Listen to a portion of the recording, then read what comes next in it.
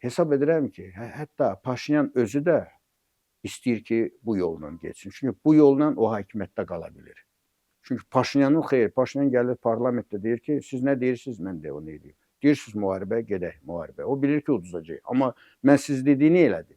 Yəni ki, biri var ki, mən özüm bunu eləsəydim, siz mənə deyirdiniz ki, vətən xainisən. Amma gedir onların yanına, onlar deyir bunu. Və o, onlar dediyini hərəkətə keçirdi və görürlər ki, Azərbaycan güc tətbiq eləyir və axırda bunlar razılaşırlar. Artıq 17 bənddən saziş hazırdır.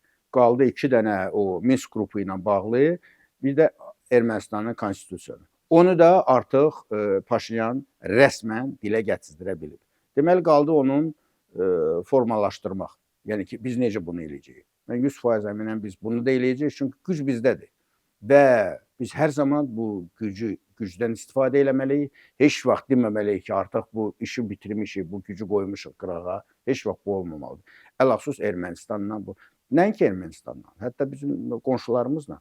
İranla biz o İran qoşun gətirəndə sərhəddə Azərbaycan qoşun gətirməsəydi, Azərbaycan İsrailin o